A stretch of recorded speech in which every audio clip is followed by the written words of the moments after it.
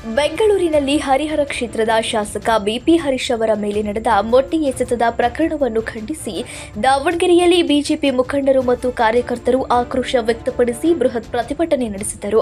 ನಗರದ ಜಯದೇವ ವೃತ್ತದಲ್ಲಿ ಜಮಾಯಿಸಿದ ನೂರಾರು ಬಿಜೆಪಿ ಕಾರ್ಯಕರ್ತರು ಕಾಂಗ್ರೆಸ್ ಪಕ್ಷ ಮತ್ತು ರಾಜ್ಯ ಸರ್ಕಾರದ ವಿರುದ್ಧ ತೀವ್ರ ಆಕ್ರೋಶ ವ್ಯಕ್ತಪಡಿಸಿ ಘೋಷಣೆ ಕೂಗಿದರು. ನಂತರ ಪ್ರತಿಭಟನೆಯನ್ನುದ್ದೇಶಿಸಿ ಮಾತನಾಡಿದ ಬಿಜೆಪಿ ಮುಖಂಡರು, ಜನಪ್ರತಿನಿಧಿಯಾಗಿರುವ ಒಬ್ಬ ಶಾಸಕರ ಮೇಲೆಯೇ ಮೊಟ್ಟೆ ಎಸೆದು ದಾಳಿ ನಡೆಸಿರುವುದು ಕಾಂಗ್ರೆಸ್ನ ಗೂಂಡಾ ಸಂಸ್ಕೃತಿಯನ್ನು ತೋರಿಸುತ್ತದೆ. ರಾಜ್ಯದಲ್ಲಿ ಕಾಂಗ್ರೆಸ್ ನಾಯಕರು ಗೂಂಡಾಗಳನ್ನು ಇಟ್ಟುಕೊಂಡು ವಿಪಕ್ಷಗಳ ಧ್ವನಿಯನ್ನು ಅಡಗಿಸಲು ಯತ್ನಿಸುತ್ತಿದ್ದಾರೆ. ಇಂತಹ ಹತಾಶೆ ರಾಜಕಾರಣವನ್ನು ಬಿಜೆಪಿ ತೀವ್ರವಾಗಿ ಖಂಡಿಸುತ್ತದೆ ಎಂದು ಕಿಡಿಕಾರಿದರು.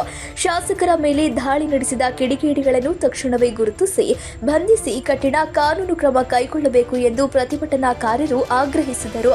ಅಲ್ಲದೆ ರಾಜ್ಯದಲ್ಲಿ ಕಾನೂನು ಸುವ್ಯವಸ್ಥೆ ಸಂಪೂರ್ಣವಾಗಿ ಕುಸಿದು ಬಿದ್ದಿದ್ದು, ಮುಖ್ಯಮಂತ್ರಿಗಳು ಇಂತಹ ಘಟನೆಗಳ ಮೂಲಕ ರಾಜ್ಯದ ಜನತೆಗೆ ಯಾವ ರೀತಿಯ ಸಂದೇಶ ರವಾನಿಸುತ್ತಿದ್ದಾರೆ ಎಂದು ತೀವ್ರವಾಗಿ ಪ್ರಶ್ನಿಸಿದರು. ಪ್ರತಿಭಟನೆಯಲ್ಲಿ ಮುಖಂಡರಾದ ಆಲೂರು ಲಿಂಗರಾಜ್, ಕಡ್ಲಿಬಾಳು ಧನಂಜಯ್, ಲಕ್ಷ್ಮಣ್, ಗೌತಮ್ ಜೈನ್, ರಾಕೇಶ್, ವಿಶ್ವಾಸ್, ಚೇತನ್ ಶಿವಕುಮಾರ್ ಸೇರಿದಂತೆ ಬಿಜೆಪಿ ನಾಯಕರು, ಕಾರ್ಯಕರ್ತರು ಇದ್ದರು. ಸರ್, ಇವತ್ತು ದಾವಣಗೆರೆ ಜಿಲ್ಲೆಯ ಏಕೈಕ ಬಿಜೆಪಿ ಶಾಸಕರಾದಂಥ ಬಿಪಿ ಹರೀಶ್ ಅವರ ಮೇಲೆ ಈ ರಾಜ್ಯದ ಭ್ರಷ್ಟ ಕಾಂಗ್ರೆಸ್ ಸರ್ಕಾರದ ಗುಂಡಾಗಳು, ಅವ್ರ ಕೂಸು, ಅವ್ರು ಇವತ್ತಿನ ದಿವಸ ನಮ್ಮ ಶಾಸಕರು ಬೆಂಗಳೂರಿಗೆ ಹೋದಂಥ ಸಂದರ್ಭದಲ್ಲಿ ಅವ್ರು ಕಾಂಗ್ರೆಸ್ ಆಫೀಸ್ ಮುಂದೆ ಗಾಡಿ ಪಾರ್ಕಿಂಗ್ ಮಾಡುವಂಥ ಸಂದರ್ಭದಲ್ಲಿ ಅವ್ರ ಮೇಲೆ ಮೊಟ್ಟೆ ಎಸೆಯುವ ಮುಖಾಂತರ ಇವತ್ತು ಅವ್ರ ಮನಸ್ಥಿತಿ ಹೆಂಗೈತಿ ಅಂತ ಇವತ್ತು ಇಡೀ ರಾಜ್ಯದ ಉದ್ದಗಲಕ್ಕೂ ಗೊತ್ತಾಗಿದೆ. ಇವತ್ತಿನ ದಿವಸ ಅವರು ರಾಜ್ಯದ ಸರ್ಕಾರವನ್ನು ನಡೆಸ್ತಕ್ಕಂಥ ಸಂದರ್ಭದಲ್ಲಿ ಈ ರಾಜ್ಯದಲ್ಲಿ ಅನೇಕ ಸಮಸ್ಯೆಗಳಿದೆ. ಇವತ್ತಿನ ದಿವಸ ಮಳೆಗಾಲ ಬಂದು 3.5 ತಿಂಗಳಾಯಿತು. 7 ಮಳೆ ಕಳೆದಿದ್ದಾವೆ. ಇವತ್ತಿಗೆ ನೆಟ್ಟಿಗೆ ಮಳೆ ಬರ್ತಾಯಿಲ್ಲ. ಈ ಜಿಲ್ಲೆಯಲ್ಲಿ 40% ಕೂಡ ಬಿತ್ತನೆ ಮುಗಿದಿಲ್ಲ.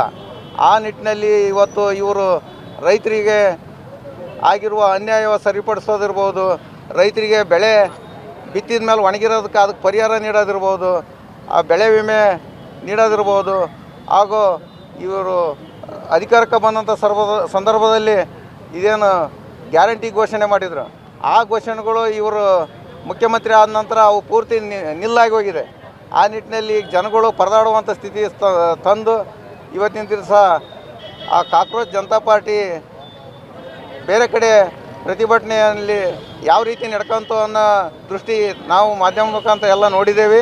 ಆ ನಿಟ್ಟಿನಲ್ಲಿ ಅವರು ಅದಕ್ಕೆ ಸಪೋರ್ಟ್ ಮಾಡಿ ಅವ್ರ ಕೆಲಸ ಮಾಡೋದು ಬಿಟ್ಟು ಆ ಒಂದು ಪ್ರತಿಭಟನೆಗೆ ಬೆಂಬಲ ಕೊಟ್ಟು ಇವತ್ತಿನ ದಿವಸ ನಮ್ಮ ದೇಶದ ಮುಖ್ಯಮಂತ್ರಿ ರಾಜೀನಾಮೆ ಕೊಡಬೇಕು, ಗೃಹಮಂತ್ರಿ ರಾಜೀನಾಮೆ ಕೊಡಬೇಕು, ಈ ರೀತಿ ಅವ್ರ ಮನಸ್ಥಿತಿಯನ್ನು ತೋರಿಸ್ತಾ ಈ ರಾಜ್ಯವನ್ನು ದಿವಾಳಿ ಹತ್ತು ಹೋಯ್ತಾ ಇದ್ದಾರೆ ಇವರು ಕಾಂಗ್ರೆಸ್ ನಾಯಕರುಗಳು. ಆ ನಿಟ್ಟಿನಲ್ಲಿ ಅವರು ಇನ್ನು ಮುಂದೆ ಅವರು ಗುಂಡಾಗಳಿಗೆ ಇವತ್ತಿನ ದಿವಸ ನಡವಳಿಕೆ ಹೆಂಗಿರ್ಬೇಕು ಅಂತ ಅವರು ತಿಳಿ ಹೇಳ್ಬೇಕು. ಇಲ್ಲದ್ರೆ ಮುಂಬರುವ ಒಂದೂವರೆ ವರ್ಷದಲ್ಲಿ ಚುನಾವಣೆ ಬರ್ತೈತೆ. ಅವ್ರು ಇದೇ ನಿಟ್ಟಿನಲ್ಲಿ ಮುಂದುವರೆದ್ರೆ ಮುಂದೆ 30 ಸೀಟು ಕೂಡ ಕಾಂಗ್ರೆಸ್ ಸರ್ಕಾರಕ್ಕೆ 2028ರ ವಿಧಾನಸಭಾ ಚುನಾವಣೆಯಲ್ಲಿ ಸಿಗೋದಿಲ್ಲ ಅನ್ನುವಂಥ ಮಾತು. ಜಿಲ್ಲೆಗೆ ಒಂದು ಸ್ಥಾನನ ಗೆಲ್ಲೋದು ಕಷ್ಟ ಆಕತ್ತೆ ಅವರಿಗೆ. ಆ ನಿಟ್ಟಿನಲ್ಲಿ ಅವ್ರದ್ದು ಇಲ್ಲಿಗೆ ಆಡಳಿತ ಮುಗಿತೈತಿ ಅಂತ ಈ ಸಂದರ್ಭದಲ್ಲಿ ನಾನು ಹೇಳೋಕ್ಕೆ ಇಚ್ಛೆ ಪಡ್ತಾ ಇದ್ದೇನೆ. ಈ ರೀತಿ ಅವರು ಜಿಲ್ಲಾ ಬಿಜೆಪಿ ಮುಖಂಡರಿರ್ಬೋದು, ಶಾಸಕರಿರ್ಬೋದು, ಸಂಸದರ ಮೇಲೆ ಇದೇ ರೀತಿ ಯಾವುದೇ ಮುಂದೆ ಅವರು ವರ್ತನೆ ತೋರಿದರೆ ಅವರ ಭಾಗವಹಿಸುವಂಥ ಸಭೆ ಸಮಾರಂಭಗಳಲ್ಲಿ ನಮ್ಮ ಭಾರತೀಯ ಜನತಾ ಪಾರ್ಟಿಯ ನೇತೃತ್ವದಲ್ಲಿ ಕಪ್ಪು ಬಟ್ಟೆ ಧರಿಸೋದಿರ್ಬೋದು, ಪ್ರತಿಭಟನೆ ಹಮ್ಮಿಕೊಳ್ಳೋದಿರ್ಬೋದು, ಇವೆಲ್ಲ ಕಾರ್ಯಕ್ರಮಗಳನ್ನು ನಾವು ಮುಂದಿನ ದಿನಗಳಲ್ಲಿ ಹಮ್ಮಿಕೊಂಡು ಇದನ್ನ ಎಚ್ಚರಿಕೆಯಾಗಿ ಇವತ್ತಿನ ನಾವು ಪ್ರತಿಭಟನೆ ಮಾಡಿದ್ದೇವೆ. ಇದನ್ನ ಎಚ್ಚರಿಕೆಯಾಗಿ ತೆಗೆದುಕೊಂಡು ಸರಿಯಾದ ರೀತಿಯಲ್ಲಿ ರಾಜ್ಯವನ್ನು ಮುನ್ನಡೆಸ್ಕೊಂಡು ಹೋಗ್ಬೇಕು. ಇಲ್ಲದ್ರೆ ಅದಕ್ಕೆ ತಕ್ಕ ಪಾಠವನ್ನು ಮುಂದಿನ ದಿನದಲ್ಲಿ ಜನತೆ ಕಲಿಸ್ತಾರೆ ಅಂತ ಈ ಸಂದರ್ಭದಲ್ಲಿ ನಾನು ಭಾರತೀಯ ಜನತಾ ಪಾರ್ಟಿ ಜಿಲ್ಲಾಧ್ಯಕ್ಷನಾಗಿ ಮಾಧ್ಯಮದ ಮುಖಾಂತರ ಕೇಳಲು ಇಚ್ಛೆ ಪಡ್ತಾ ಇದ್ದೇನೆ. ಭಾರತೀಯ ಜನತಾ ಪಾರ್ಟಿಯ ದಾವಣಗೆರೆಯ ನಮ್ಮ ಯುವ ಮೋರ್ಚಾ ವತಿಯಿಂದ ಹಮ್ಮಿಕೊಂಡಂಥ ಈ ಒಂದು ಪ್ರತಿಭಟನೆ ಇಡೀ ರಾಜ್ಯದ ಜನಕ್ಕೆ ಗೊತ್ತು. ದಾವಣಗೆರೆಯ ಏಕೈಕ ನಮ್ಮ ಶಾಸಕರಾದಂಥ ಬಿಪಿ ಹರೀಶಣ್ಣನವರ ತಲೆಗೆ ಮೊಟ್ಟೆ ಎಸೆದಂಥ ವಿಚಾರ ತಮ್ಮೆಲ್ಲರಿಗೂ ಗೊತ್ತಿದೆ. ಕಾಂಗ್ರೆಸ್ ಸರ್ಕಾರ ಅಧಿಕಾರಕ್ಕೆ ಬಂದ ನಂತರ 2.5 ವರ್ಷ ಹಂಚಿಕೊಂಡಿರುವಂಥದ್ದು ಕೂಡ ನಮ್ಗೆ ಗೊತ್ತಿದೆ. ಅವರ ಅಧಿಕಾರದ ವೈಫಲ್ಯ ಆಡಳಿತದ ವೈಫಲ್ಯ ಯಾವ ರೀತಿ ಇದೆ ಅಂತ ಹೇಳಿದ್ರೆ, ಈಗ DK ಶಿವಕುಮಾರ್ ಅವರು ಬಂದಂಥ ಆ ಒಂದು ಬಿಡದಿ ಆ ರೈತರಿಗೆ ಯಾವ ಥರ ಅನ್ಯಾಯ ಮಾಡಿದ್ದಾರೆ ಅನ್ನೋದು ಕೂಡ ನಮ್ಗೆ ಗೊತ್ತಿದೆ. ಇದೆಲ್ಲವೂ ಕೂಡ ಅದರ ಮಧ್ಯದಲ್ಲಿ ಮಳೆ ಇಲ್ಲದೆ ರೈತಾಪಿಗಳು ಕಷ್ಟಪಡ್ತಿರೋ ಒಂದು ಸಂದರ್ಭದಲ್ಲಿ ಈ ಥರ ಒಂದು ಗುಂಡಾಗಳ ವರ್ತನೆಯಿಂದ ನಮ್ಮ ಗೃಹ ಸಚಿವರಾದಂಥ ಮಲ್ಲಿಕಾರ್ಜುನ್ ಖರ್ಗೆ ಅವರ RSSನ ಬಗ್ಗೆ ವಿಶೇಷ ಕಾಳಜಿ, ಕೇಂದ್ರ ಸರ್ಕಾರದ ನರೇಂದ್ರ ಮೋದಿ ಸರ್ಕಾರ ಮಾಡ್ತಿರೋದು ಒಳ್ಳೆ ಕಾರ್ಯಗಳ ಬಗ್ಗೆ ಅನೇಕ ಖಂಡನೀಯವಾದಂಥ ಮಾತುಗಳನ್ನು ಆಡಿದ್ದಾರೆ. ಅವರವರ ಸ್ವಂತ ಮನೆ ಗೃಹ ಸಚಿವರಾಗಿ ಅವರು ಆಡಳಿತ ಮಾಡಲಿಕ್ಕೆ ಬಾರದೇ ಇರುವಂಥ ವೈಫಲ್ಯವನ್ನು ಇವತ್ತು ಎದ್ದು ಕಾಣ್ತಾ ಇದೆ. ಗುಪ್ತಚರ ಇಲಾಖೆಯಿಂದ ಆ ಒಂದು ಕಾಂಗ್ರೆಸ್ ಕಚೇರಿಯಲ್ಲಿ ಮಚ್ಚು ಲಾಂಗು ಎಲ್ಲಿಂದ ಬಂತು ಅನ್ನೋದು ಕೂಡ ಗೊತ್ತಿದೆ. ನಮ್ಮ ರಾಜ್ಯದ ನಾಯಕರುಗಳು ಈಗಾಗಲೇ ದೂರನ್ನು ನೀಡಿದ್ದಾರೆ. ಮುಂದಿನ ದಿನಗಳಲ್ಲಿ ತನಿಖೆ ಆಗಬೇಕು. ಕಾಂಗ್ರೆಸ್ ಕಚೇರಿಯ ಆ ಒಂದು ಅಲ್ಪಸಂಖ್ಯಾತರ ಏನು ಅಪೀಸ್ಮೆಂಟ್ ಏನಿದೆ ಅದು ನಿಲ್ಲಬೇಕು.